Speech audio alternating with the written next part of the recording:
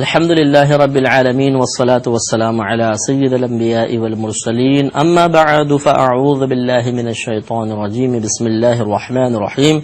سورہ نور چل رہی تھی اور 27ویں آیت کی تفسیر بیان ہو رہی تھی، جس میں اللہ تبارک و تعالی نے ایمان والوں کو مخاطب کر کے ایک حکم ارشاد فرمایا کہ جب تم کسی دوسرے کے گھر میں داخل ہونے لگو تو اس وقت تک داخل نہ ہو جب ان گھر والوں سے اجازت نہ لے لو اور انہیں سلام نہ کر لو، پھر آپ داخل ہو سکتے ہیں۔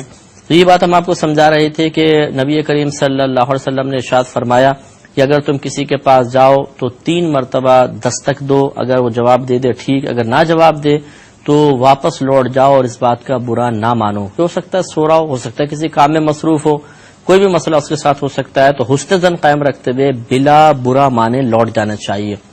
تو اس میں آپ کو عرض کر رہا تھا کہ بعض اوقات ایسا ہوتا ہے کوئی بلا اجازت اندر داخل ہو اور ہم اسے کہیں کہ بھئی آپ کو پوچھ کر آنا چاہیے، تو وہ اس پر ناراض ہو جاتے ہیں اور کہتے ہیں کہ کیا آپ ہمیں اپنا نہیں سمجھتے ہیں، کیا ہمیں غیر سمجھتے ہیں۔ یہ اپنوں یا غیر کا مسئلہ نہیں ہے، بلکہ حکم شرعی تو یہی ہے کہ ایک صحابی تھے، نبی کریم صلی اللہ علیہ وسلم نے ان سے ارشاد فرمایا کہ اگر تم اپنے گھر میں بھی جاؤ تو اجازت طلب کرو۔ عرض کیا رسول اللہ صلی اللہ علیہ وسلم میرے گھر میں تو صرف میری والدہ ہوتی ہیں، فرمایا پھر بھی اجازت طلب کرو۔ عرض کی کہ گھر میں تو صرف والدہ ہوتی ہیں، فرمایا پھر بھی اجازت طلب کرو۔ انہوں نے پھر پوچھا رسول اللہ گھر میں تو صرف والدہ ہوتی ہیں، یعنی ان کے کہنے کا مطلب یہ تھا کہ ایسا تو کوئی نہیں ہے کہ کوئی نامحرم ہو کہ چلو دروازہ بجایا تاکہ وہ پہلے پردہ کر لیں پھر میں اندر داخل ہو جاؤں۔ تو نبی کریم صلی اللہ علیہ وسلم نے انتہائی بہترین طریقے سے بات سمجھائی اور ارشاد فرمایا کہ کیا تم یہ چاہتے ہو کہ اپنی والدہ کو برہنہ حالت میں دیکھو؟ عرضی کہ نہیں، تو فرمایا پس تم اجازت لے کر جاؤ۔ یعنی ہو سکتا ہے کہ گھر میں کوئی کپڑے بدل رہا ہو، کوئی اور کام کر رہا ہو اور اچانک تمہاری جا کے نگاہ پڑ جائے، اس لیے یہ تو اپنے گھر کا بھی حکم ہے کہ اپنے گھر میں بھی داخل ہوں تو بلا اجازت نہیں داخل ہونا چاہیے۔ اسی طرح اگر آپ کے رومز اپنے اپنے ہیں تو کسی دوسرے کے کمرے میں داخل ایک دم اچانک نہیں ہونا چاہیے، بلکہ پہلے دروازہ بجائیں۔ ہو سکتا ہے وہ کسی ایسی حالت میں ہو کہ وہ اس حالت کو دوسرے کے سامنے ظاہر نہیں کرنا چاہتا، جیسے بعض اوقات آدمی فری ہو کے لیٹا ہوتا ہے، اب ایسی عجیب و غریب حالت ہوتی ہے، جا کر دیکھیں عجیب سا لگے تو وہ پہلے ہوشیار ہو جائے، سنبھل کے بیٹھ جائے، یا اسے کوئی ایسی چیز نہیں دکھانا چاہتا وہ آپ کو کوئی چیز، تو اس کو وہ چھپا سکے، کہیں رکھ سکے۔ ہوتے ہیں بہت سارے اپنے ذاتی معاملات ہوتے ہیں، ٹھیک ہے، مرضی سامنے والے کی، تو اس لیے یہ تاکہ پردہ رہے، تاکہ کسی کی پرائیویسی متاثر نہ ہو، تو شریعت نے حکم دیا کہ پہلے آپ اجازت لیجئے، اجازت لینے کے بعد پھر آپ اندر داخل ہو سکتے ہیں۔ تو یہ بہترین ادب ہے، اس کا ہمیں لحاظ رکھنا چاہیے، اور اس پر وہی برا مانے گا جو شاید معاذ اللہ اللہ تبارک و تعالیٰ کے حکم کو ناپسندیدہ تصور کرتا ہے، اس کو یہ حکم اچھا نہیں لگ رہا، ورنہ اللہ کی بات کہی ہوئی تو بہت ہی پیاری بات ہے، نفیس بات ہے، اور جبکہ اس کی وضاحت میں، اس کی تفصیل میں نبی کریم صلی اللہ علیہ وسلم کے بھی بے شمار کلمات اور کلام منقول ہیں، تو ہمیں احتیاط کرنی چاہیے۔ آج سے پہلے اگر آپ کے گھر میں یہی رواج ہے کہ بس آتے ہیں اور سیدھے گھستے چلے جاتے ہیں تو اس میں تھوڑی تبدیلی لے کر آئیں، اس میں کیا حرج ہے؟ اب آپ دروازہ بجائیے، سنت کے مطابق طریقہ یہ ہوتا ہے دروازہ بجائیں، اندر سے پوچھا جائے کون، جواب میں آپ اپنا نام بتائیں۔ ہم بولتے ہیں میں ہوں، کھولو، میں آیا ہوں، تو اس طرح بھی نہیں کہنا چاہیے۔ ایک صحابی نے دروازہ بجایا، سرکار نے فرمایا کون، تو کہا کہ میں، سرکار نے فرمایا میں کیا، اپنا نام بتاؤ، تو نام بتانا چاہیے۔ تو شروع میں یہ کچھ اجنبی سا محسوس ہوگا کہ جیسے والدہ نے پوچھا کون، تو جواب میں آپ اپنا نام بتا رہے ہیں، تو اجنبیت سی محسوس ہوگی، عجیب سا لگے گا، لیکن آہستہ آہستہ عادت پڑ جائے گی۔ یہ ایک مناسب طریقہ ہوتا ہے۔ ویسے نام بتانا کوئی فرض واجب نہیں عرض کر رہا ہوں، لیکن یہ نبی کریم نے فرمایا کہ اپنا نام بتاؤ، تو بہتر ہے کہ نام بتا لیں، ورنہ اتنا بھی کہہ سکتے ہیں کہ میں ہوں، یہ بھی کوئی حرج نہیں ہے، جبکہ سامنے والا، اندر والا آپ کو پہچانتا ہے کہ آپ کون ہیں، کیونکہ نام بتانا اس وقت ہوتا ہے جب سامنے والے کو شبہ ہو کہ کون ہے، تو آپ اپنا نام بتائیں گے تو وہ سمجھ جائے گا کون ہے، کیونکہ ہو سکتا ہے کہ بعض ایسے اس کے جاننے والے جن کے سامنے اس کو اتنی حفاظت کی ضرورت نہیں ہوتی، وہ عام حالت میں بھی رہتا ہے، اور بعض ایسے ہوتے ہیں کہ جن کے لیے ذرا تھوڑا سا اہتمام کیا جاتا ہے، تو آپ اگر اپنا، اور آوازیں ملتی جلتی بھی ہوتی ہیں، اس لیے ایسے مقام پر کہ جہاں یہ گمان، اندیشہ ہو کہ سامنے والا مجھے نہ جان پائے گا، وہاں تو اپنا نام بتا دے، کوئی حرج نہیں ہے اور بہتر ہے۔ اور یہی اگر اپنے جاننے والا بھی اس کے سامنے نام بتا دیں تو کوئی حرج نہیں۔ اور اگر ایسا نہیں ہے بلکہ آپ نام نہیں بتاتے، صرف میں بولتے ہیں کہ جی میں آیا ہوں، تو میں کہنا بھی کوئی منع نہیں ہے اس مقام پہ، جبکہ آپ کو پتا ہے کہ میری آواز اتنی معروف ہے کہ اندر والا سمجھ جائے گا کون ہے۔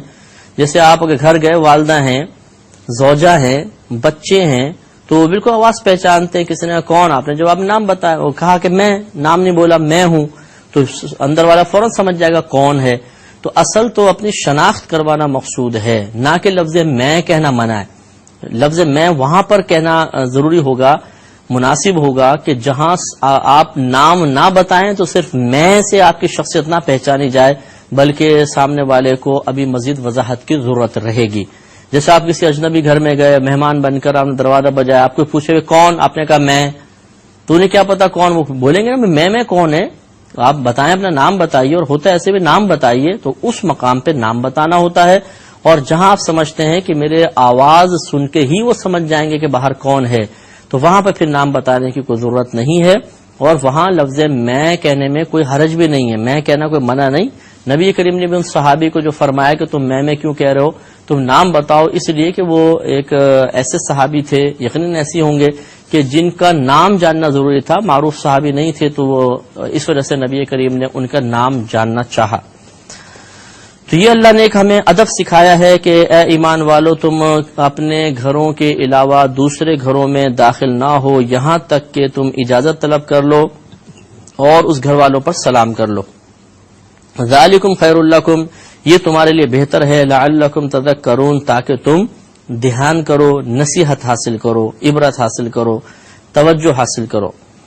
فَإِن لَّمْ تَجِدُوا فِيهَا أَحَدًا، پھر اگر نہ پاؤ تم ان گھروں میں کسی ایک کو، فَلَا تَدْخُلُوهَا، تو ان گھروں میں داخل نہ ہو، حَتَّى يُؤْذَنَ لَكُمْ، یہاں تک کہ تمہیں اجازت نہ دے دی جائے۔ تو اگر آپ گئے کسی گھر میں، مثال کے طور پہ دروازے میں تالا نہیں لگا ہوا لیکن گھر کھلا ہوا ہے، تو پھر اندر جانے کو منع کیا گیا کہ اندر داخل نہ ہو۔ اپنا گھر ہے تو ٹھیک ہے، آپ ماں باپ کے ساتھ رہتے ہیں یا آپ اپنی فیملی کے ساتھ رہتے ہو تو آپ کا اپنا گھر ہوا۔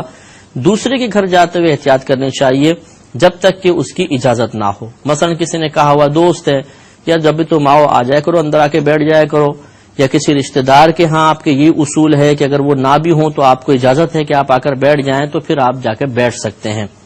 ورنہ منع اس لیے ہے کہ اگر آپ اجازت کے بغیر جا کر بیٹھیں گے تو دل میں بدگمانی پیدا ہوگی، کچھ چیز اٹھا تو نہیں لی، بغیر اجازت کیسے اندر داخل ہو گئے، ناراضگی بڑھے گی، دل میں خیال آئیں گے برے قسم کے، لہذا مناسب نہیں ہے۔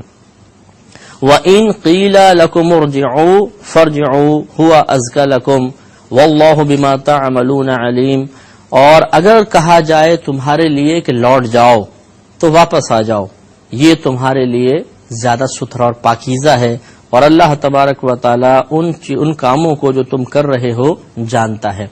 یعنی اگر اندر والا بالفاظ یہ کہتا ہے کہ جی مجھے تھوڑا سا کام ہے، ابھی تو میں ملاقات نہیں کر سکتا ہوں، منع کر دے، تو اس میں پھر ناراض ہونے کی ضرورت نہیں، بلکہ یہ تو باطنی پاکیزگی کا سبب بنتا ہے کہ آپ بڑی ملاقات کا اشتیاق لے کر آئے، سامنے والے نے منع کیا تو آپ اپنے دل میں کدورت پیدا نہیں کریں، صبر و تحمل کریں، آپ نے وقت نکالا لیکن سامنے والے کے پاس وقت نہیں تھا، تو پھر بغیر ناراض ہوئے لوٹ جائیں۔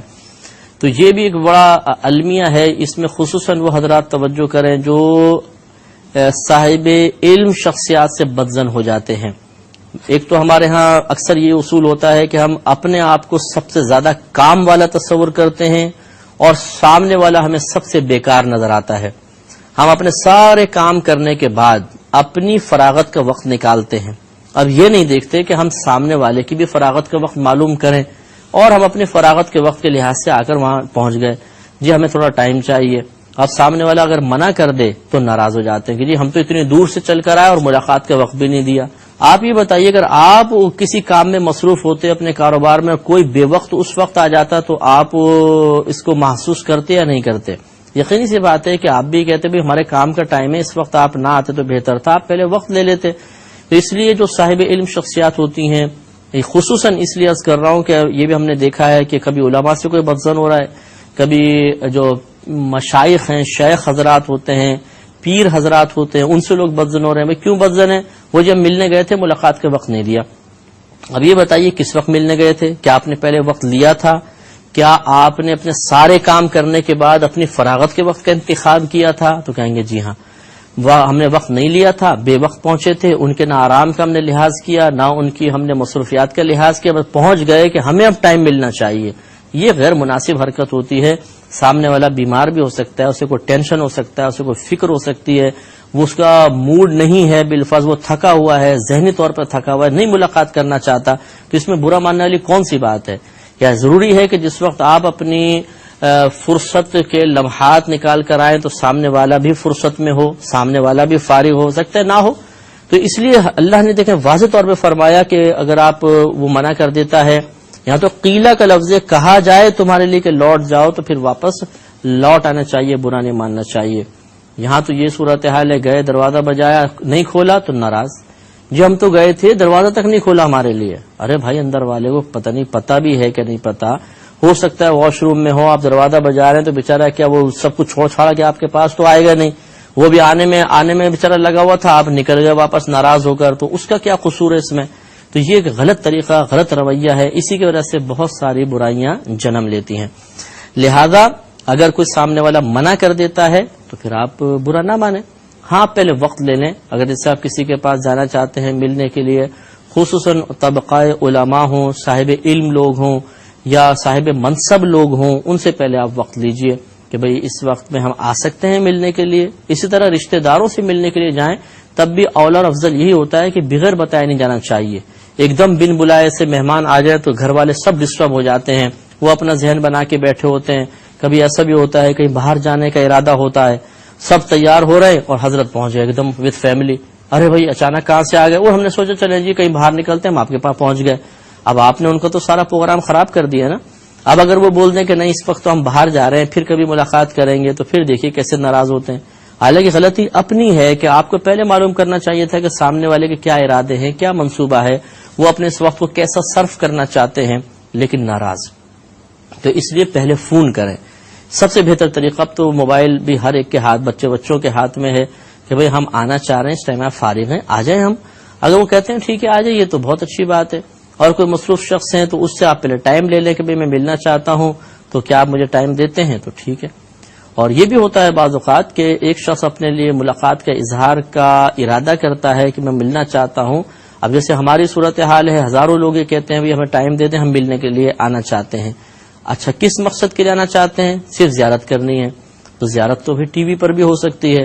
اب ہوتا یہ ہے کہ وہ زیارت ہی نہیں ہوتی ہے. زیارت کے بعد جب سلسلہ کلمات شروع ہوتا ہے تو آدھا گھنٹہ پونا گھنٹہ پہ محیط ہوتا ہے. اب ایک آدمی کو آدھا گھنٹہ پونا گھنٹہ دیا جائے، جبکہ مصروفیت بھی انتہائی زیادہ ہوتی ہے، تحریری کام یا پڑھ کر ذہن تھکا ہوا ہوتا ہے، اس وقت آرام کا موڈ ہوتا ہے، تو کس کو آدمی وقت دے؟